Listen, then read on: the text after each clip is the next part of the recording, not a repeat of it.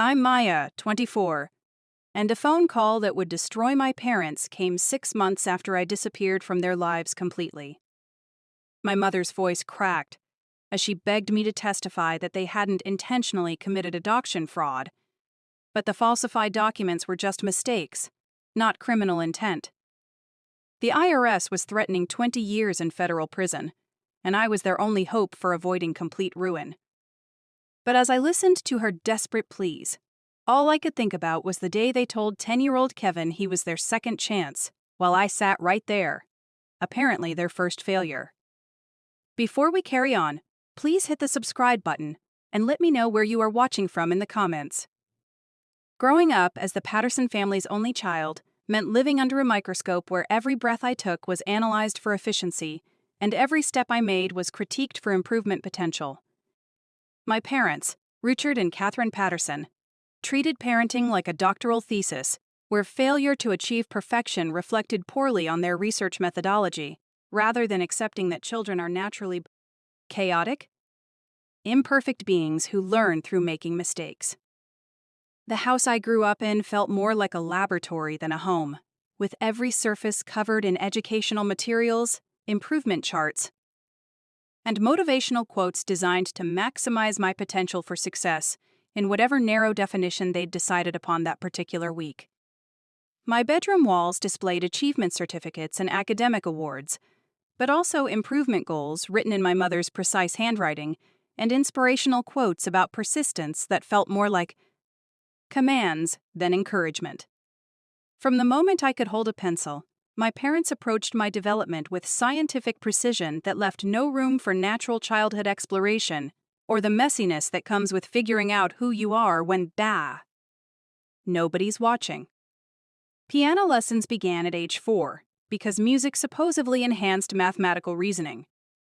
Mandarin classes started at 6 because bilingual children performed better on standardized tests. Tennis instruction commenced at 8 because individual sports built character more effectively than team activities that might encourage dependence on others for success. Every activity was chosen not because I showed interest or aptitude, but because research studies supported its contribution to optimal child development outcomes. When I expressed curiosity about art classes, my parents redirected me toward technical drawing because those skills would be more useful for engineering or architecture careers. When I wanted to try soccer with my friends, they enrolled me in individual golf lessons because golf would provide networking opportunities throughout my professional life. The constant optimization of my childhood created a strange disconnect between who I was naturally and who my parents needed me to become to validate their parenting theories. I learned to suppress instincts and interests that didn't align with their improvement plans, developing a skill for anticipating what response would earn approval, rather than expressing authentic thoughts or feelings that might trigger another round of corrective guidance. School became another laboratory for their experiments in child development, with my academic performance treated as data points in their ongoing research project, rather than natural fluctuations in learning. And growth. A 95% on a history test prompted analysis of why I missed that 5%, rather than celebration of excellent understanding of the material. A B+ in chemistry led to hiring tutors and implementing additional study schedules, rather than accepting that some subjects might be more challenging for me than others. The pressure intensified throughout high school as college applications approached, and my parents' focus shifted toward packaging my achievements into the perfect admissions profile.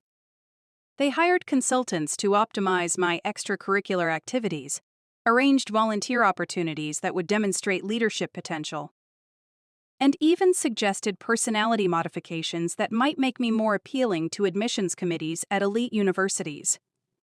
By senior year, I felt like a product being prepared for market rather than a teenager preparing for adulthood.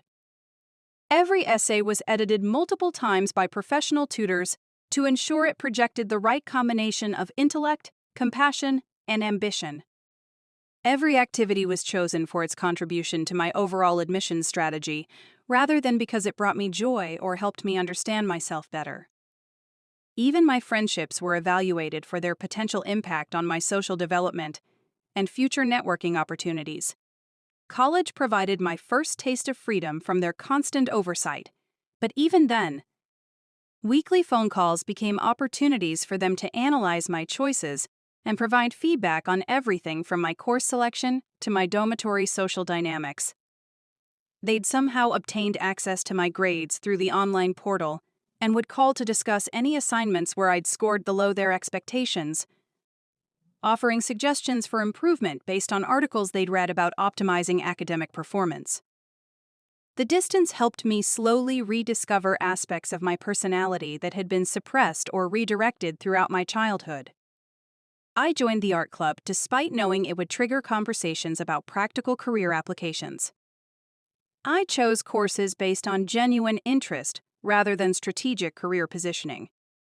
I made friends who liked me for my sense of humor and loyalty rather than my academic achievements or carefully cultivated leadership qualities. For the first time in my life, I experienced what it felt like to make choices based on personal preference rather than optimization strategies, and the freedom was both exhilarating and terrifying. Years of having every decision analyzed and improved had left me uncertain about my own judgment and natural instincts. But gradually, I began to trust that my preferences and interests had value even if they didn't contribute to measurable success metrics. After graduation, I moved to Chicago and found work at a marketing firm where my attention to detail and creative problem-solving skills made me valuable in ways my parents had never recognized. My colleagues appreciated my thoughtfulness without immediately suggesting how I could be more thoughtful more efficiently. My supervisor praised my project management abilities without following up with recommendations for additional training to address weaknesses I didn't know I had. The positive reinforcement in my professional life helped me understand that I wasn't actually inadequate or insufficiently motivated. I'd just been living in an environment where being human was treated like a design flaw that needed correction. My natural tendencies toward creativity and emotional sensitivity weren't character weaknesses that required management. They were strengths that contributed to my effectiveness in collaborative work environments. The growing confidence in my professional abilities began to shift my perspective on my relationship with my parents. Though I wasn't yet ready to confront the full extent of how their parenting approach had affected my self-perception and ability to trust my own judgment. Phone calls became more manageable when I focused on sharing positive updates about work accomplishments, rather than seeking their advice or approval for personal decisions. This delicate balance lasted until my 23rd birthday, when my parents made an announcement that would fundamentally alter our family dynamics in ways I couldn't have anticipated. During our monthly phone call, they casually mentioned that they were considering adoption, specifically a 10-year-old boy named Kevin, whose parents had lost custody due to substance abuse issues, and who needed a stable, supportive home environment. Initially, I felt proud of their decision to help a child in need, and curious about how our family would adapt to include a new member after 23 years of being a unit of 3.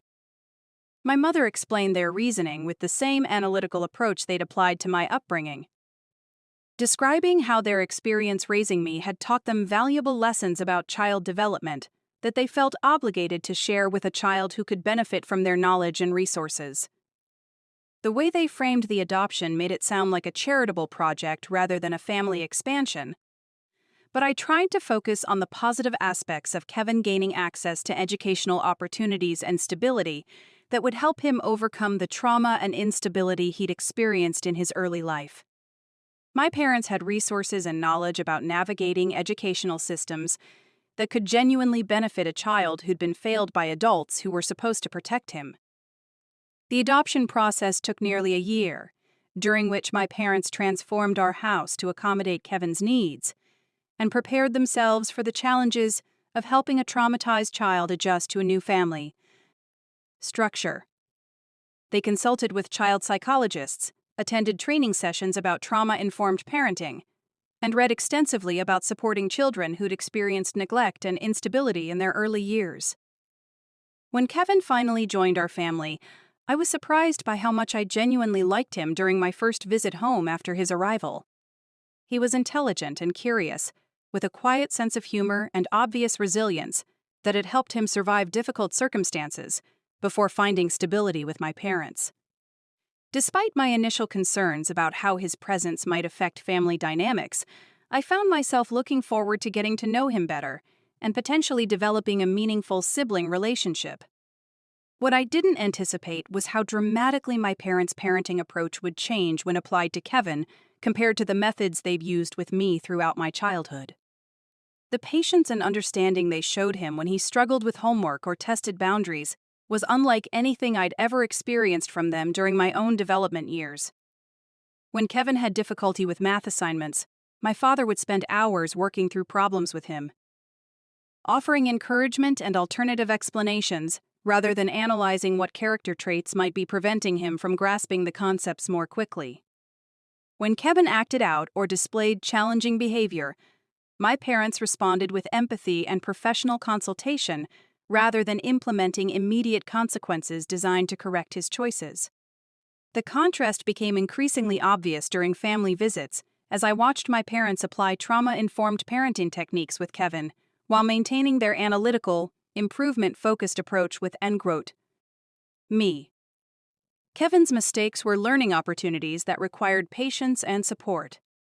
My mistakes were still character flaws that needed addressing through better decision-making strategies and increased self-awareness.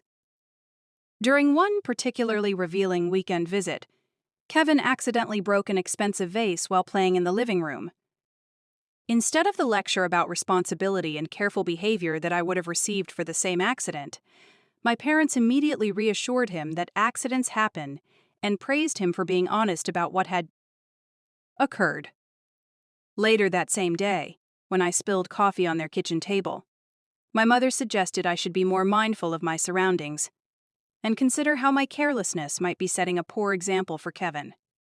The double standard was subtle enough that I initially tried to rationalize it as the natural difference between parenting a traumatized child who needed extra patience and interacting with an adult daughter who should be capable of managing her own behavior. But as the pattern continued over multiple visits, it became impossible to ignore that my parents had fundamentally changed their parenting philosophy for Kevin while maintaining their original critical approach with me. Family conversations during dinner increasingly centered around Kevin's progress in school, his interests and hobbies, and my parents' plans for supporting his development and healing from past trauma. My own updates about work accomplishments or personal milestones were acknowledged politely but briefly before the conversation returned to Kevin's needs and achievements. The physical space of the house also began to reflect their shifting priorities. With Kevin's artwork displayed prominently on the refrigerator and throughout the main living areas, while my childhood achievements were gradually relocated to less visible locations. The guest room was converted into Kevin's bedroom with careful attention to creating an environment that would help him feel secure and valued, while my old bedroom was repurposed as a home office space filled with my father's work materials. The most painful moment came during Christmas when I realized that my parents had spent significantly more money and thought on Kevin's gifts than they had on mine, despite his having been part of our family for only a few months. His presents were carefully chosen based on his expressed interests and designed to support his hobbies and development, while mine felt generic and impersonal, as if they'd been purchased by someone who didn't really know me well. Sitting around the Christmas tree that morning, watching Kevin's genuine excitement and my parents' obvious joy in his happiness, I felt like an observer of someone else's family celebration, rather than a participant in my own. The warmth and patience they showed him highlighted the analytical distance that had always characterized their interactions with me, making me realize that what I'd accepted as normal parenting had actually been notably lacking in emotional connection and unconditional acceptance. That night, lying in what had once been my bedroom but now served as temporary guest quarters when I visited, I finally acknowledged what I'd been trying to deny for months. My parents hadn't adopted Kevin to expand our family, they'd adopted him to replace me. In their minds, I represented their first, imperfect attempt at parenting, full of mistakes and missed opportunities that they were determined not to repeat with their second chance. The realization was devastating, but also strangely liberating, because it finally explained the persistent feeling I'd had throughout my childhood that nothing I did was ever quite good enough to earn their unconditional approval. It wasn't because I was inherently flawed or insufficiently motivated. It was because they'd been treating me like a rough draft, rather than a complete person worthy of love and acceptance regardless of my achievements or areas for improvement. Understanding their perspective didn't make their treatment less painful, but it did help me recognize that their constant criticism and impossible standards weren't actually about helping me become better. They were about managing their own anxiety about being imperfect parents. Every suggestion for my improvement was their attempt to fix what they perceived as their mistakes in raising me, and every achievement I accomplished was measured against their vision of what they could have done differently to optimize my outcomes. The months following this realization were complicated by my genuine affection for Kevin and my understanding that he deserved the patient, supportive parenting my parents were finally learning to provide. My resentment wasn't directed toward him, but toward the situation that had highlighted everything I'd never received from them and probably never would. Since they seemed to view their transformation as applying specifically to their relationship with him, rather than representing a general evolution in their parenting philosophy. Family visits became increasingly difficult as I watched them develop the kind of warm, nurturing relationship with Kevin that I'd always hoped we might eventually achieve once I proved myself worthy of their approval. The irony wasn't lost on me that their capacity for unconditional love and patient support had apparently existed all along, but had been reserved for their second attempt at raising a child rather than applied to their first. The breaking point came during Easter dinner when my mother casually mentioned their plans to set up a college fund for Kevin, and their hopes that he might be interested in pursuing advanced education with their financial and, emotional support. The enthusiasm in her voice when she described his potential future achievements was unlike anything I'd ever heard her express about my own educational or career accomplishments. Later that evening, when I mentioned that I was considering applying for graduate school to expand my skills in graphic design, my father immediately began questioning whether the financial investment would generate sufficient return given the competitive nature of creative industries and my existing debt from undergraduate education. The contrast between their eager support for Kevin's hypothetical future education and their practical concerns about mine made it clear that their willingness to invest in a child's dreams and aspirations, specifically reserved for him.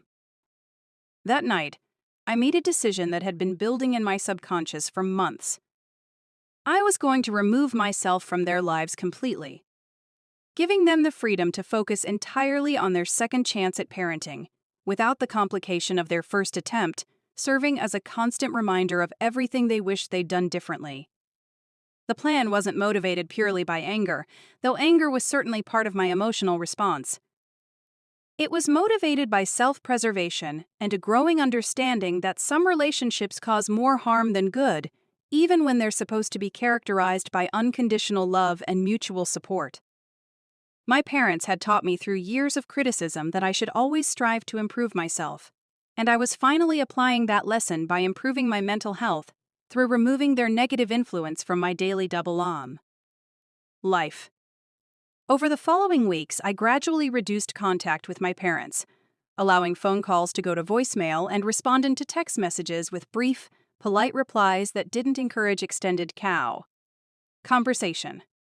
When they noticed the change and expressed concern about my apparent distance, I explained that work had become more demanding, and I was focusing on career advancement opportunities that required additional time. Attention.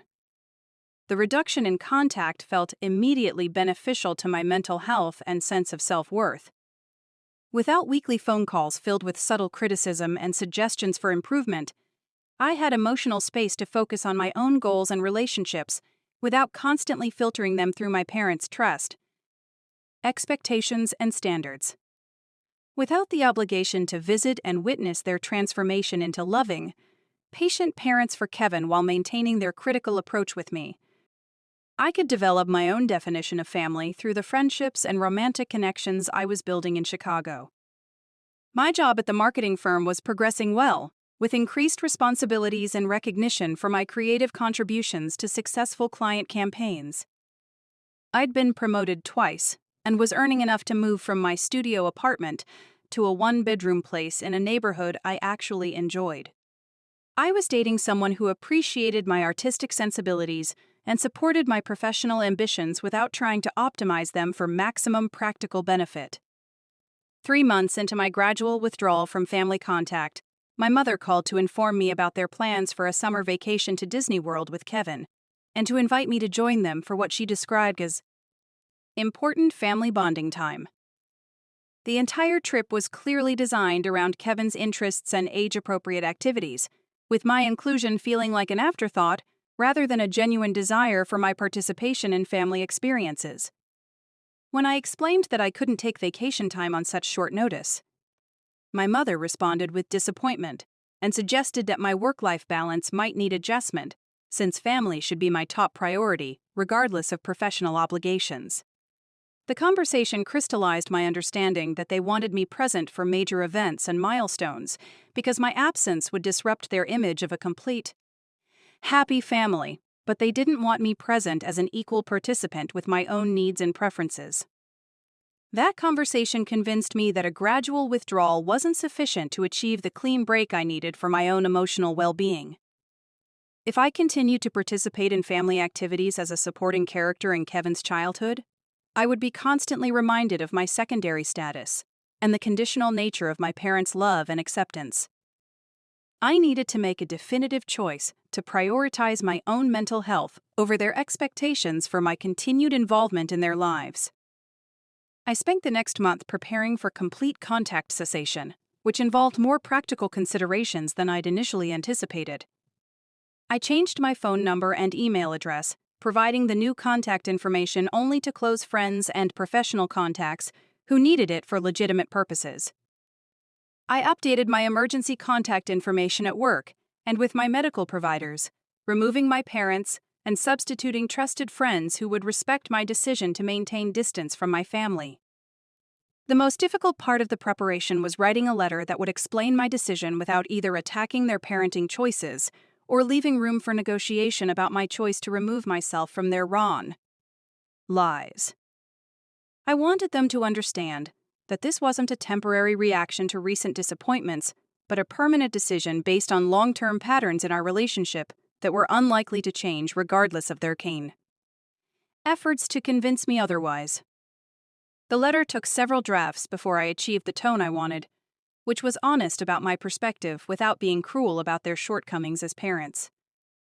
I explained that their obvious capacity for patient, unconditional love with Kevin had helped me recognize what had been missing from our relationship throughout my childhood and continuing into my adulthood. I acknowledged their good intentions while making it clear that impact mattered more than intent when it came to the effects of their parenting approach on my self-esteem and ability to trust my own judgment. I mailed the letter on a Friday afternoon and then drove to a cabin I'd rented in Wisconsin for the weekend, wanting to be somewhere peaceful and removed from my normal environment when they received it and attempted to contact me. I'd anticipated that they would try calling multiple times and might even drive to Chicago to attempt face-to-face conversation. So I wanted to be unavailable for the immediate aftermath of their discovery that I was serious about ending our relationship. The weekend at the cabin was both emotionally exhausting and surprisingly peaceful, as I processed the finality of my decision, while also experiencing relief at no longer needing to manage their expectations or anticipate their criticism. For the first time in my adult life, I could make decisions based purely on my own preferences and values, without considering how those choices might be perceived or evaluated by parents who had never learned to accept me as I naturally was. When I returned to Chicago on Sunday evening, my voicemail was full of increasingly frantic messages from both parents, ranging from confused requests for explanation to angry demands that I call them immediately to discuss my irrational decision. My mother had also sent multiple text messages and emails, alternating between emotional appeals about family loyalty and practical arguments about the importance of maintaining relationships with people who loved me despite my imperfections. I deleted all the messages without responding and blocked their phone numbers and email addresses, recognizing that any engagement would likely weaken my resolve and potentially draw me back into relationship dynamics that were harmful to my mental health and personal development. The finality of blocking their contact felt both terrifying and liberating, representing a level of self-advocacy that I'd never attempted before, but that felt essential for my long-term well-being. The following weeks brought unexpected challenges, as I adjusted to life without the constant background anxiety about disappointing my parents or failing to meet their expectations for my choices and achievements. And I'd become so accustomed to second-guessing my instincts and filtering my decisions through their likely reactions that learning to trust my own judgment required conscious effort and patience with myself when I felt uncertain about relatively minor choices. My friends and colleagues noticed positive changes in my demeanor and confidence levels, though I was careful about how much I shared regarding the reasons for my improved mood and decreased anxiety. The freedom from my parents' criticism and suggestions for improvement allowed me to take creative risks in my work that led to recognition from clients and increased opportunities for professional advancement. 6 months after sending the letter and cutting contact, I was settling into a new routine and sense of identity that felt authentically mine rather than shaped by external expectations, when I received a phone call that would test my commitment to maintaining boundaries with my cow. Family. The call came from a number I didn't recognize, but when I answered, my mother's voice was immediately recognizable despite the desperation and fear that made her sound older and more fragile than I remembered. She was calling from her attorney's office, she explained, because they were facing federal criminal charges related to falsified information on Kevin's adoption paperwork and needed my help to avoid prosecution that could result in significant prison time for both Thana. My parents. The Internal Revenue Service had initiated an investigation into adoption-related tax credits that had revealed discrepancies in their financial documentation. And what had started as a routine audit had escalated into allegations of intentional fraud. According to my mother's tearful explanation, they had claimed adoption expenses and tax credits that significantly exceeded the actual costs of Kevin's adoption, and had failed to report adoption assistance payments they'd received from the state that should have reduced their eligible tax benefits. The investigators believed the discrepancies were too significant to be accidental errors, and were pursuing criminal charges unless my parents could demonstrate that the falsification was unintentional.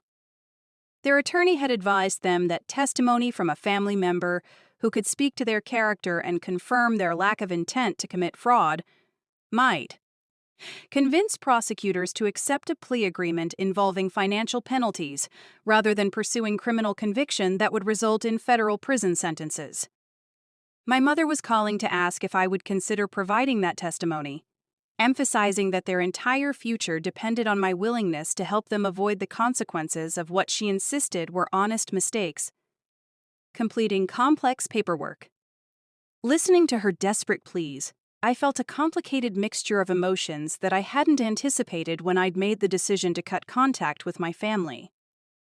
Part of me felt genuine sympathy for their situation, and concern about the severe consequences they were facing for what might indeed have been errors rather than intentional criminal behavior. Another part of me recognized this as exactly the kind of crisis where they would want me to prioritize their needs over my own well-being, without consideration for how their request might affect me. My mother continued explaining the situation with increasing desperation, describing how the investigation had frozen their assets, damaged my father's professional reputation, and created stress that was affecting Kevin's adjustment and sense of security in their home. She emphasized that I was their only hope for avoiding conviction, and begged me to consider the impact that their imprisonment would have on Kevin, who had already experienced so much instability and trauma in his young life. The mention of Kevin was clearly intended to appeal to my sympathy and sense of responsibility for protecting a child who had done nothing wrong but would suffer severe consequences if my parents were convicted and sentenced to federal prison. My mother knew that my affection for Kevin and understanding of his vulnerability might motivate me to help them even if I was unwilling to do so purely for their benefit. As she spoke, I realized that this situation represented the ultimate test of my commitment to maintaining boundaries with parents who had never learned to respect my autonomy or consider my needs when asking for my support. They were asking me to emerge from the protective distance I created to help them avoid consequences for their own choices. With no acknowledgement of why I'd chosen to end our relationship or any indication that they understood how their treatment of me had affected my willingness to trust them. The irony of the situation wasn't lost on me.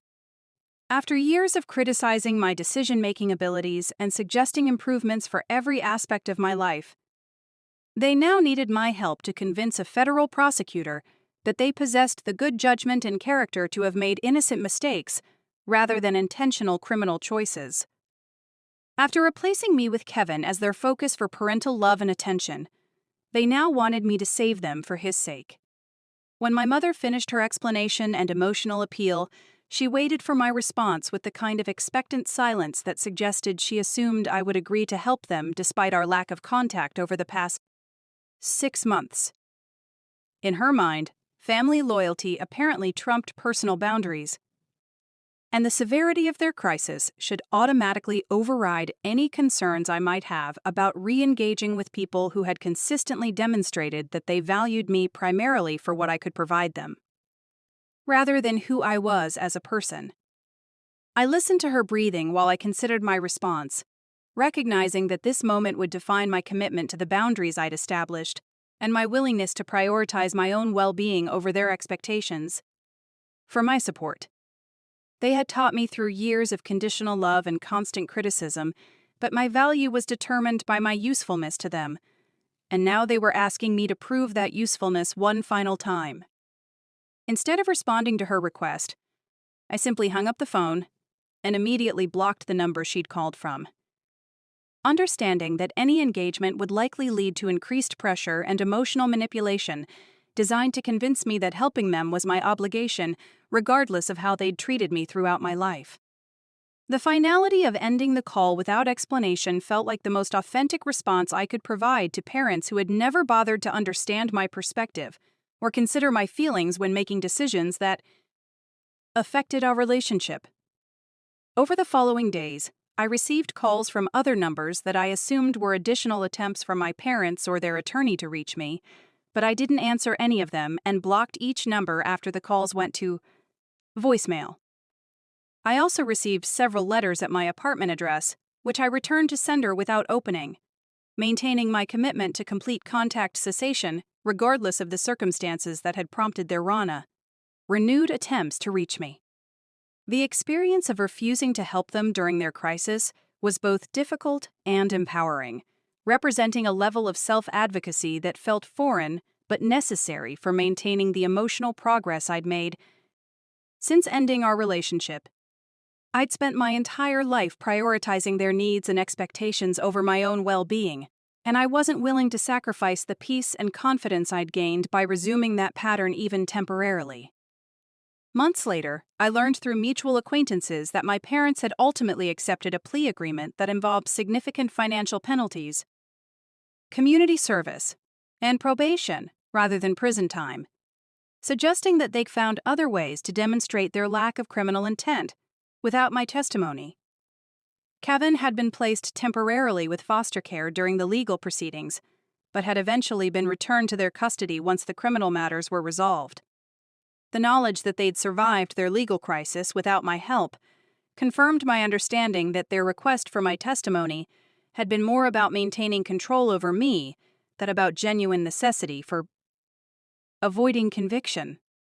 They'd successfully convinced prosecutors to accept a plea agreement through other means, proving that my participation hadn't been as crucial as they'd claimed when begging for my support. Learning about the resolution of their legal troubles brought a sense of closure to my decision to maintain no contact despite their crisis, validating my instinct that they'd been attempting to manipulate me through emotional appeals rather than genuinely needing my help to avoid devastating consequences.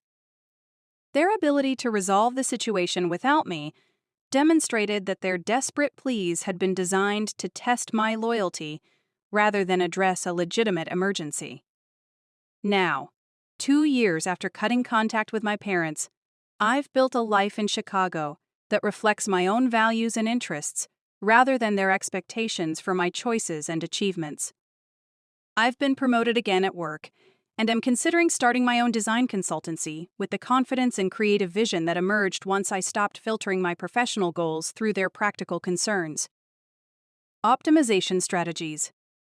I'm engaged to someone who loves me for my natural personality traits rather than my potential for improvement. And we're planning a wedding that celebrates our relationship rather than serving as an opportunity for my parents to network or demonstrate their successful parenting outcomes. The absence of their criticism and suggestions has allowed me to trust my own judgment about major life decisions without constantly second-guessing my instincts or seeking approval from people who would never be. Learn to offer unconditional support. Sometimes I wonder about Kevin and whether he's thriving under my parents' patient, loving attention, or whether their capacity for nurturing parenting was temporary rather than representing genuine growth in their emotional pod. Maturity.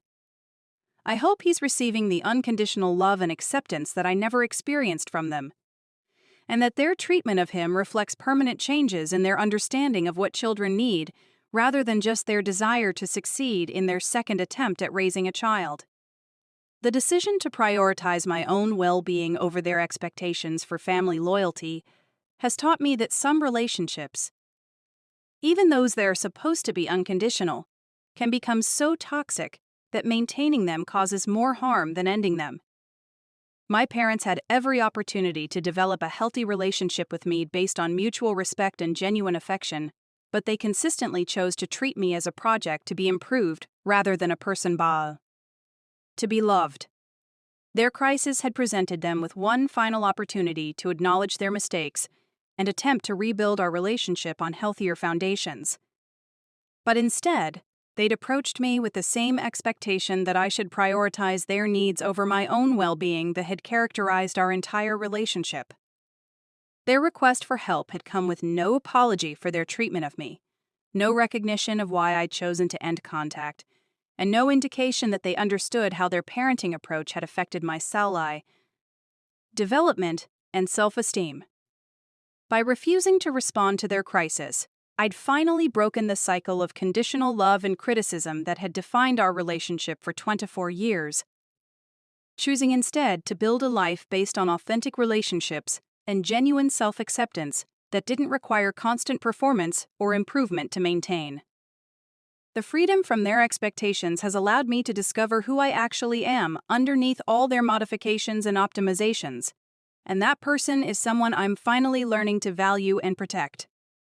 The journey from being their disappointing first attempt at parenting to becoming my own person, with my own values and relationships, has been challenging, but ultimately liberating, teaching me that sometimes the most loving thing you can do for yourself is to walk away from people who consistently demonstrate that their love comes with conditions you can never fully meet. My parents taught me many things during my childhood, but the most valuable lesson was one they never intended to provide: that I deserve relationships based on unconditional acceptance rather than constant evaluation for improvement potential. 3 years after my decision to cut contact, I received another unexpected communication that would test my resolve in ways I hadn't anticipated. This time, it wasn't my parents reaching out directly, but Kevin himself, now 13 years old and somehow having found my contact information despite my parents' likely attempts to prevent him from reaching me.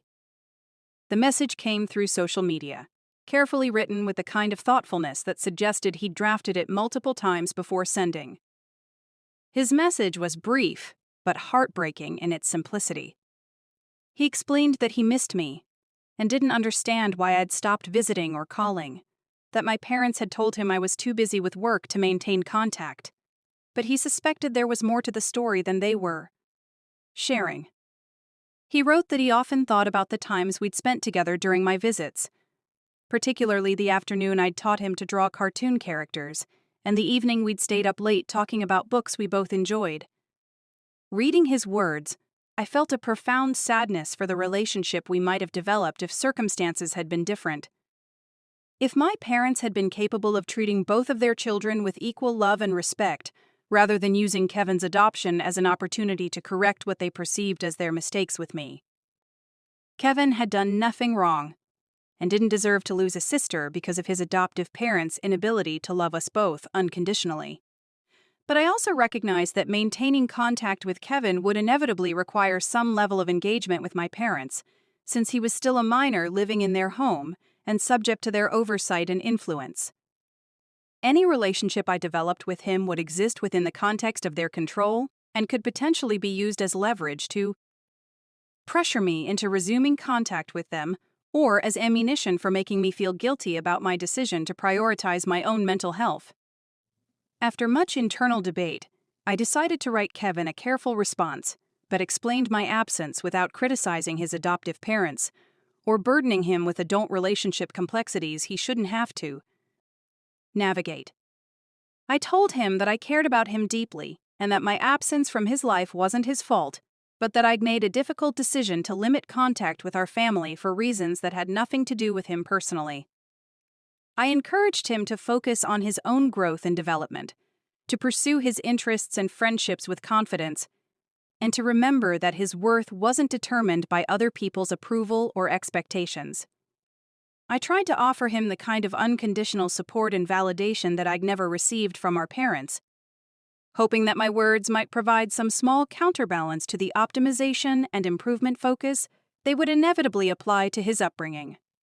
The response I sent was final in tone, making it clear that while I wished him well and hoped he would thrive, I wouldn't be able to maintain ongoing contact or correspondence due to circumstances beyond his berean. Control. It was one of the most difficult letters I ever written, but I knew that allowing Kevin to hope for a relationship that couldn't exist without compromising my own emotional well-being would ultimately cause more harm than disappointment. After sending the message, I blocked Kevin's social media accounts as well, recognizing that maintaining that avenue of communication would make it too tempting for both of us to continue reaching out, despite the impossibility of developing a healthy sibling relationship under the current circumstances.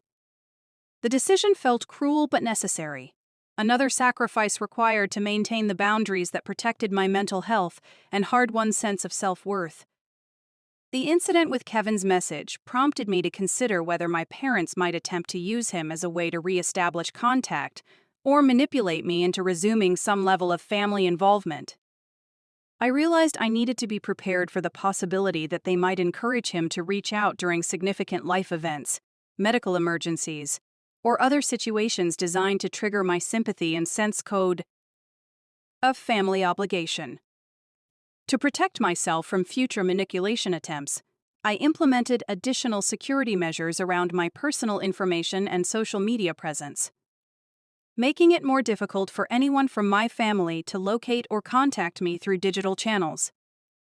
I also had conversations with close friends about my family situation, ensuring they understood not to share information about my life or whereabouts with anyone claiming to be a family member seeking to reconnect.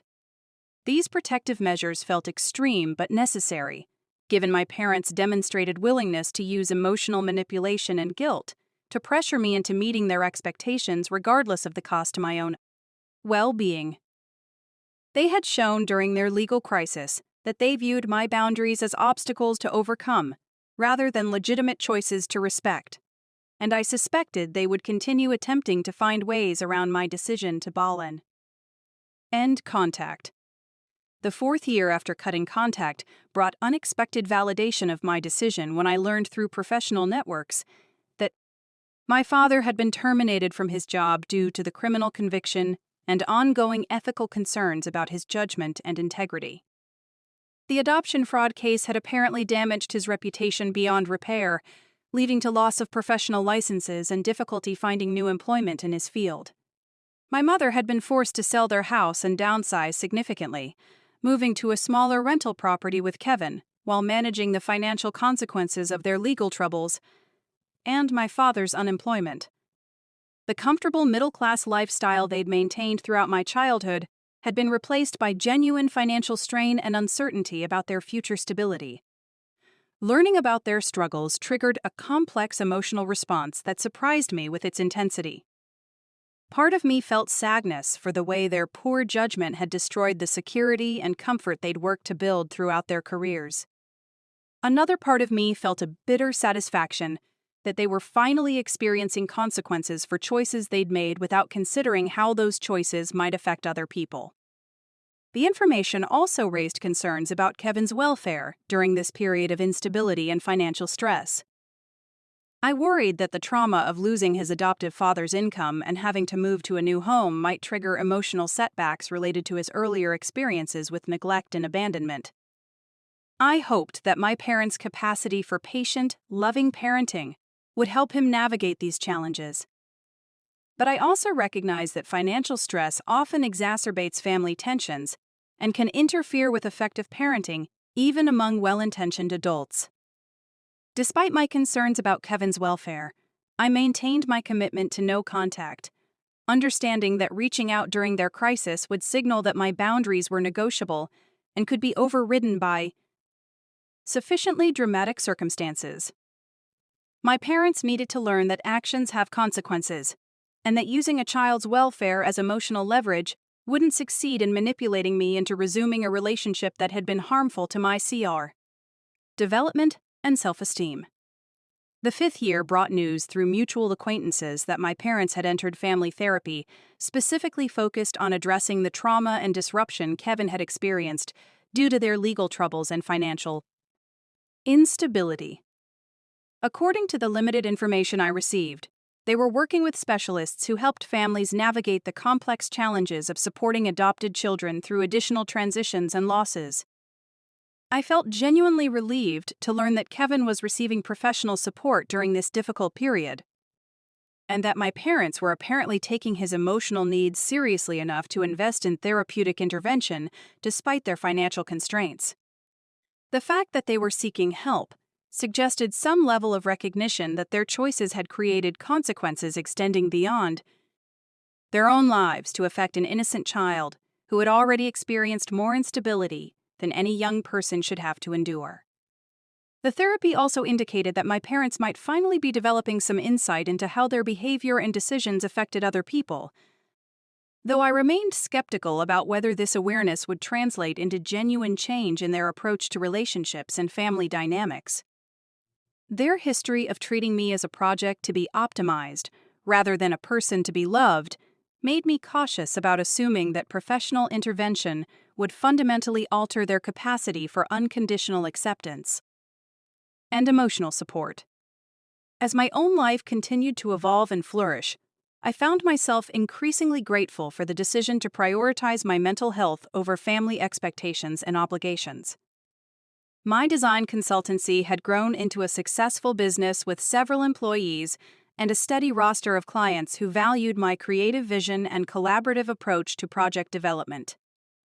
The confidence and self-trust I'd developed since ending contact with my parents had translated into professional success, personal fulfillment in ways I couldn't have imagined while living under their constant criticism and suggestions for improvement.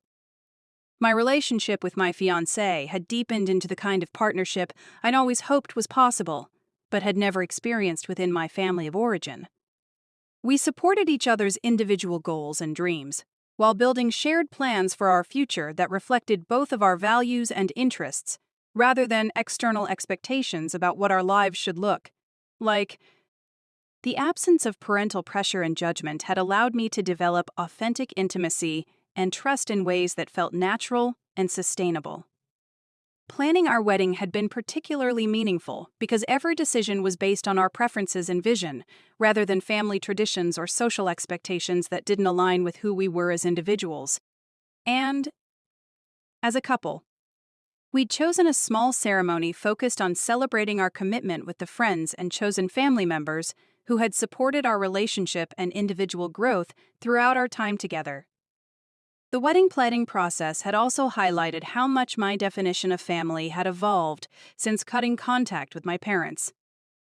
The people I considered family were those who loved and accepted me unconditionally, who celebrated my achievements without immediately suggesting improvements, and who supported my choices even when they didn't understand or agree with them. Blood relationships and legal adoptions didn't automatically create the kind of emotional bonds and mutual respect that characterized healthy family dynamics. 6 years after my decision to end contact, I received a notification that both of my parents had been tagged in a social media post by Kevin. Now 16 years old and apparently thriving despite the challenges his family had faced during his early adolescence.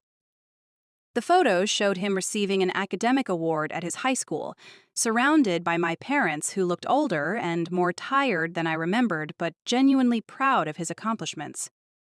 Seeing the images triggered a complex mixture of emotions that I processed with the help of my therapist, someone I'd been working with to address the long-term effects of growing up with perfectionist parents and to develop healthy relationship skills that hadn't been modeled during my childhood.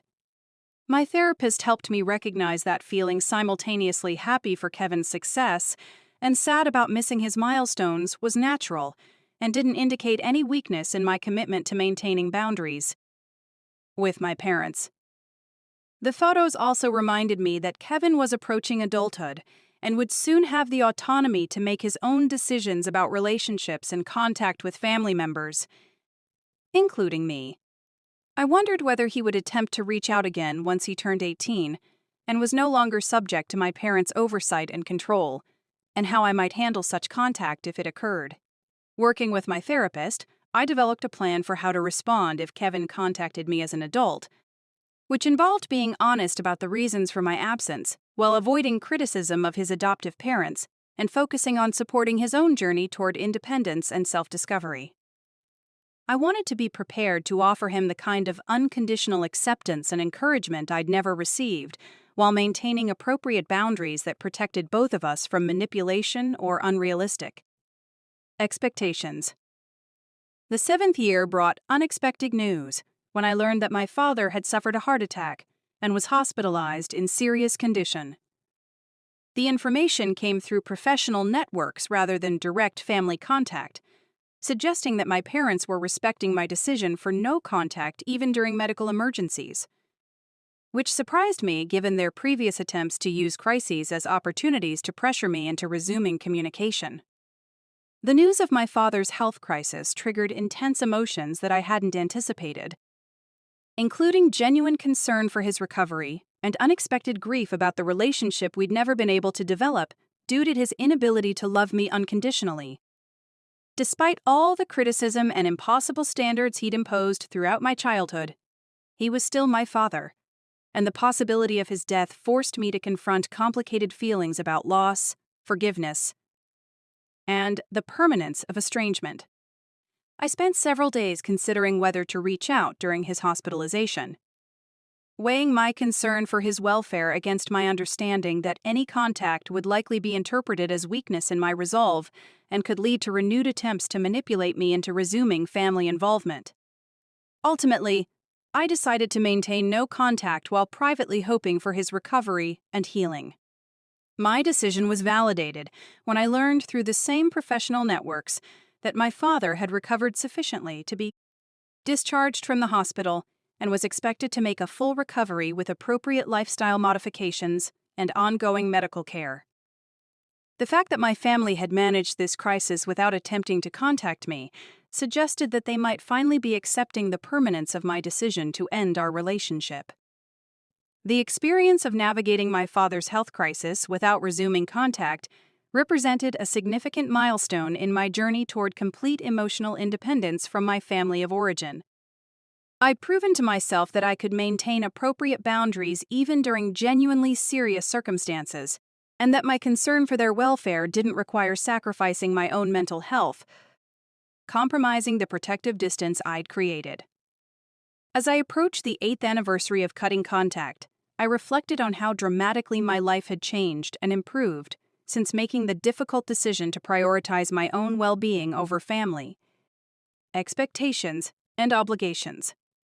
The woman I'd become was confident, creative, and capable of forming healthy relationships based on mutual respect and genuine affection rather than conditional acceptance and constant evaluation. Improvement potential. My business had grown beyond anything I'd imagined possible when I first started working as a graphic designer. With a team of talented employees and a reputation for innovative design solutions that attracted clients from across the country.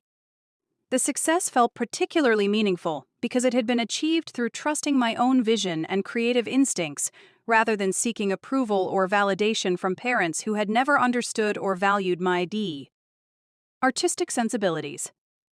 My marriage had provided the foundation for building the kind of loving, supportive family environment I'd always hoped existed but had never experienced during my childhood.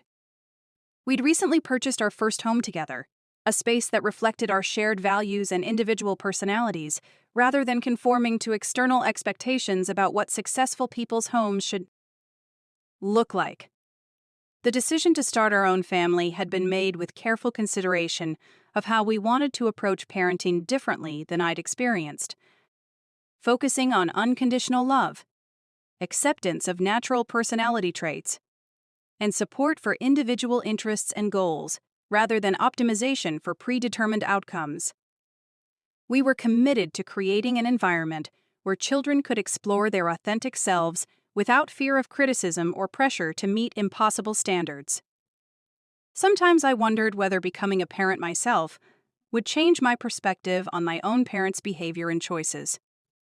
Whether I might develop more empathy for their struggles and limitations once I experienced the challenges and uncertainties that come with raising children. I hoped that parenthood would deepen my understanding of human complexity without compromising my commitment to treating children as complete individuals worthy of love and respect, rather than projects to be improved. The approaching 10-year anniversary of Kevin's adoption, and 8 years since my decision to cut contact, felt like appropriate milestones for reflecting on the long-term consequences of the choices we'd all made during that difficult period in our family's history. Kevin would soon be 18 and legally able to make his own decisions about family relationships and contact with relatives, including me. I found myself curious about what kind of young man he'd become under Sam. My parents' patient, loving care, and whether their capacity for nurturing parenting had helped him overcome the early trauma and instability he'd experienced before joining our family. I hoped that their investment in his emotional development and their commitment to supporting his individual interests and goals had given him the foundation for building healthy relationships and pursuing his own dreams without the burden of impossible expectations. At the same time, I remained cautious about the possibility that Kevin might reach out once he gained adult autonomy, recognizing that any relationship we developed would need to be built carefully and with clear boundaries that protected both of us from unrealistic expectations or attempts by my parents to use our connection as leverage for manipulating either of us into meeting their needs. The journey from being their disappointing first attempt at parenting to becoming a successful, confident adult with healthy relationships and professional fulfillment had been longer and more challenging than I'd anticipated when I first made the decision to cut contact. But every milestone in my personal and professional development had reinforced my understanding that prioritizing my own mental health and well-being over family expectations had been the right choice for creating the kind of life I actually wanted to live. Looking toward the future, I felt optimistic about continuing to build on the foundation of self-acceptance and authentic relationships I'd developed since ending contact with my parents. The woman I'd become was someone I genuinely liked and respected. Someone whose natural personality traits and creative instincts had value independent of external validation or approval from people who had never learned to love unconditionally. My parents had taught me many lessons during my childhood, but the most valuable one was unintentional, that I deserved relationships based on genuine acceptance and mutual respect, rather than conditional love, contingent on meeting impossible standards for improvement and optimization. That lesson had become the foundation for building a life that reflected my own values and goals, rather than trying to satisfy expectations that could never be fully met. The decision to walk away from people who consistently demonstrated that their love came with conditions I could never fulfill had been painful, but ultimately liberating, teaching me that sometimes the most loving thing you can do for yourself is to choose relationships that enhance, rather than diminish, your sense of self-worth and personal agency. My parents had lost everything they thought mattered, but in the process, I'd found everything that actually did.